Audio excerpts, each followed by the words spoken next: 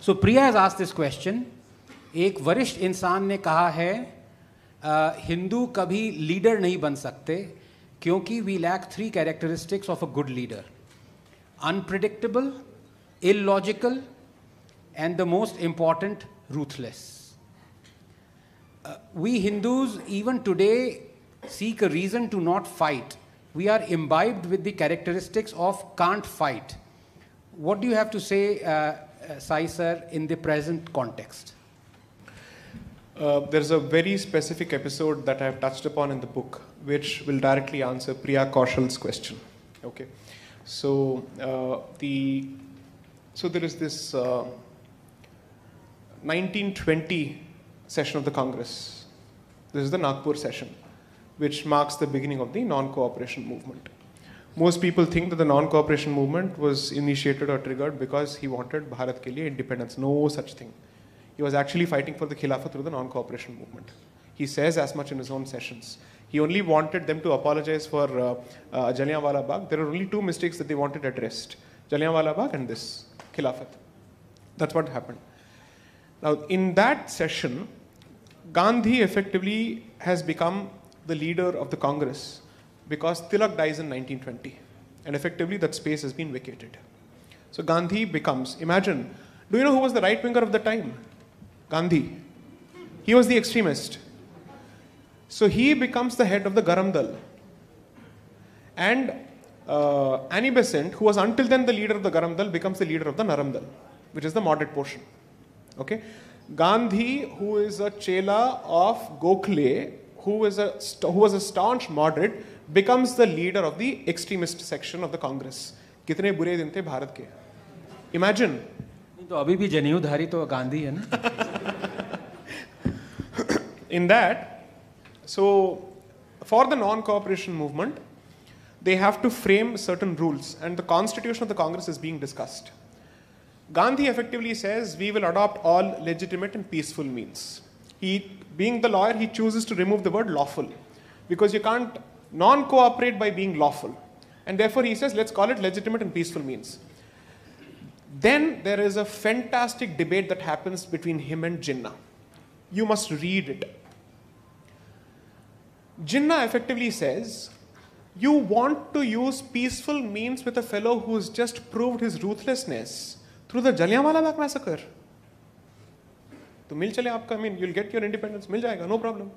And he's also saying, during this entire period, it's not just the Jallianwala Bagh massacre, by the way. Most people don't realize that the Lieutenant Governor of Punjab, in typical Vietnam style, was using machine guns and helicopters to drop bombs on the peasants of Punjab.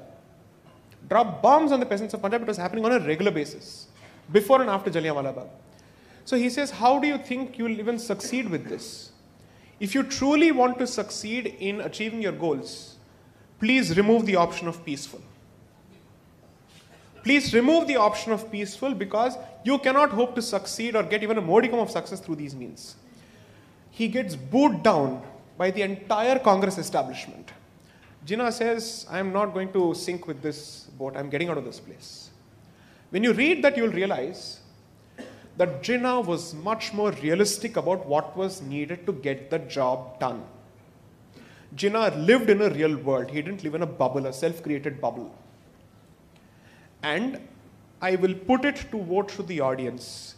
In a tug of war and in a battle of wills, did Gandhi win or did Jinnah ultimately win? Who secured a portion of his land, of this land for his people, is the question that you should ask, because that's where the discussion ends. Everything else is useless. You decide the effectiveness of a particular ideology or, let's say, a movement on the threshold of impact, on the anvils of impact.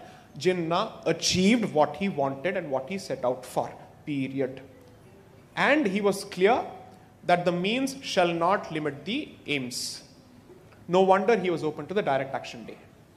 Okay? One of the things that I think is the hallmark of a leader, and I agree with Priya on this particular question, is the ability to go calculatedly crazy. To say, I am capable of doing this, don't underestimate me. If you think you've read me inside out, you cannot. No wonder the West doesn't know what to do with Putin. They don't know. They have no idea. No wonder Islamists cannot do what they do in Russia in any other place. People will say, oh, he wants a Russian model. I am not saying any of those things. I am talking of attributes.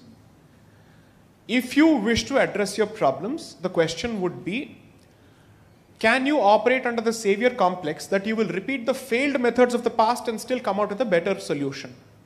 If the answer is a no, then you have to change your strategy. That's exactly why I'm making this point, that the 1920s effectively revealed the willingness and the willpower of the opposite side, the resolve of the opposite side to do whatever was necessary to get the job done, and the soft-heartedness and the bleeding-heartedness of this side. I think we are perhaps going through a similar cycle.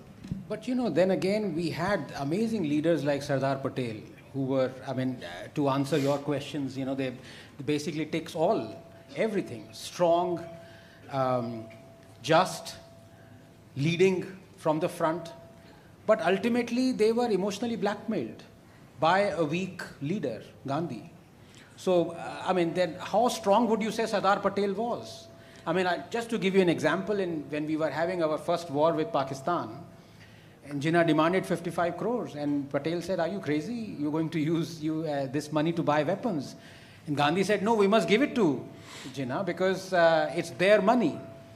And Patel said, what are you talking about? And Gandhi went on a fast unto death. Patel had to buckle. That money was given, and lo and behold, arms were purchased. So who is weak there? So let me give you a response which perhaps people may not expect. You think of Patel as a strong leader because you always compare him with whom? Nehru. And you're thinking of Gandhi and Nehru. So low. Okay? So, this is the tyranny and the trap of soft expectations playing itself out, where even a Patel looks like a strong leader. Here's the question. Read the evidence and let's say the documents on Patel's position, as well as there's a venue here, Vittalbhai Patel, right? His elder brother. Read their positions with respect to the revolutionaries. And then you ask yourself, what strongness and what strength are we talking about here? To me, the test is going to be simple. Not just who won. What was your position with respect to the armed resistance being given by the revolutionaries to the British? Here's the test, and here's the evidence further.